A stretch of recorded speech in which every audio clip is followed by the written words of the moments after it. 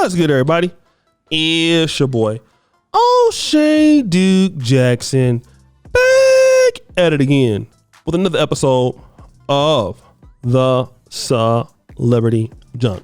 So I see so many black men interested in the passport bro communities. And of course, there are parts of those communities that are burgeoning.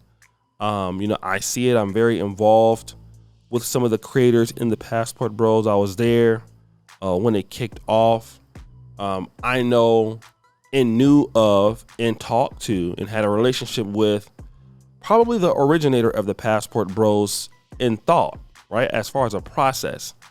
Charles Tyler. Now, I think Brother Aaron Ferris was the one that actually created the name, a moniker, but obviously the idea came, I believe, was more influenced by Charles Tyler. So I've seen this.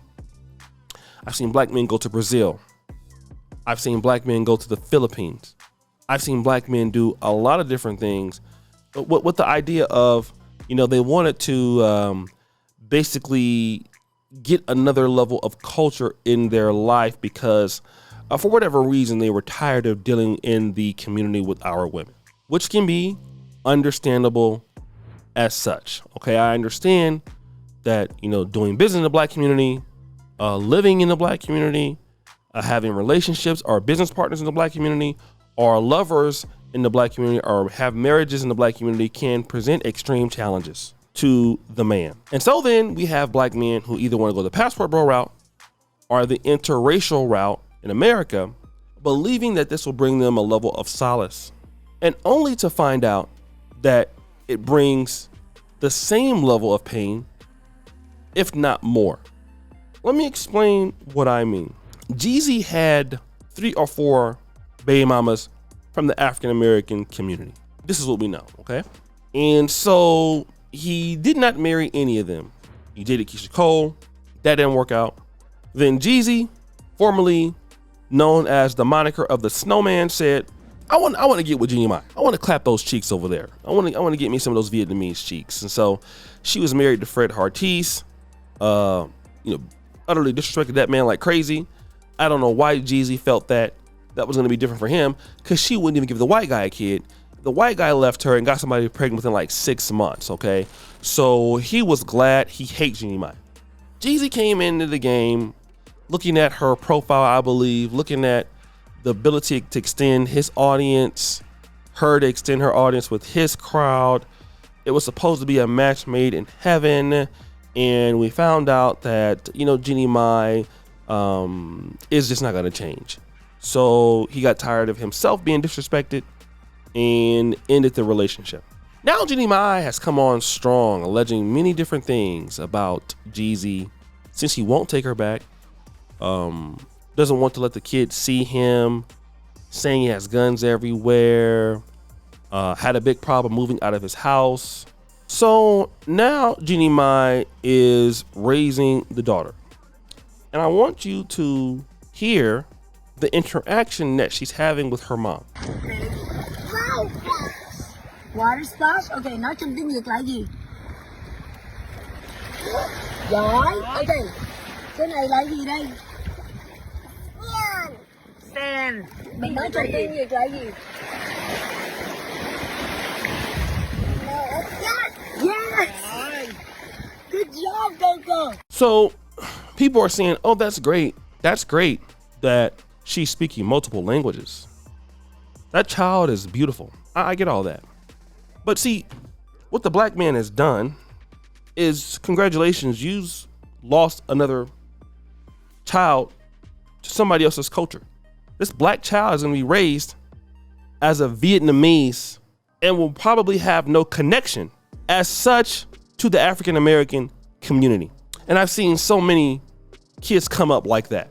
So many brothers get with somebody, the child is lost in the divorce.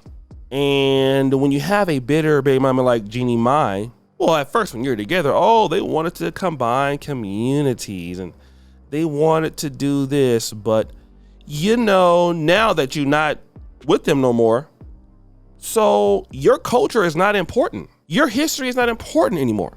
And as much as it's great to see the kid speaking Vietnamese, what will she know about her people, our people? Like, we sometimes denigrate our culture as if we don't have a culture from our community. We have a culture.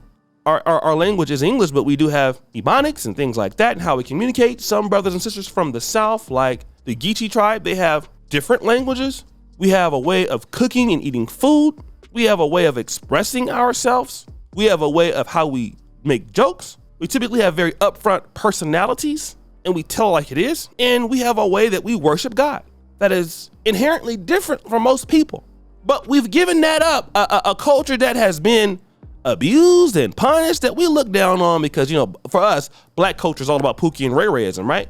But then when you take your kid out of the community and they go to the Vietnamese community, they're not going to be attached to us. They're not. Then that kid grows up black with black skin, but that kid is not going to be like us. And we should be concerned about that kid being like us. Every other group is concerned with their kids being like them. I live here in Uganda, and quite often I'm able to visit Kenya. And within me visiting Kenya, I noticed that you have Indians there. Now, for those of you who don't understand, Indians are very secluded. There are many different languages of Indians, different tribes of Indians, but in general, they tend to be more secluded away from others. In Uganda and Kenya, they have been here for hundreds of years. They rarely, if at all, intermix. And what has that done for their community? Well, they have more businesses. They own a lot of the economies in East Africa. Tanzania here, the richest people in Tanzania are usually Indians or Arabs. You see it here in Uganda. The richest person here is an Indian. And who they are is important to them. But us as blacks, who we are, we're ashamed of it. So we always want to intermix it out. We want to get away from it. And we don't think about once the other person doesn't work out and they're not from our community and they have the child, is that kid going to become Dominican? You know, I see a lot of brothers, you know, the Colombian, Dominican, you and your Colombian wife divorced. Now that kid becomes a Spanish speaking, darker Colombian. The grandma is Colombian. And if they are hateful, I mean, as a mother, well, they're not gonna let your family see the kid because y'all are from different cultures anyway, and they didn't really want to be around you because they didn't understand each other and everything like that. So now we can't even pass on who the history of our community was. What did they do? Who was the A.G. Gastons of the world? Okay. Who were the Walter Rodneys of the world? Okay. Who were the Crispus Attucks of the world? You know, what did our people do? Who was the Abyssinian Baptist Church in New York City that was founded by freedmen of Ethiopia and African Americans in the early 1800s, like 1809 or 1807? Like those things that define us as a people and as a culture of people, our kids will not know it, and they don't know it because we're ashamed of it, and we don't teach ourselves. We don't pride ourselves in who we are.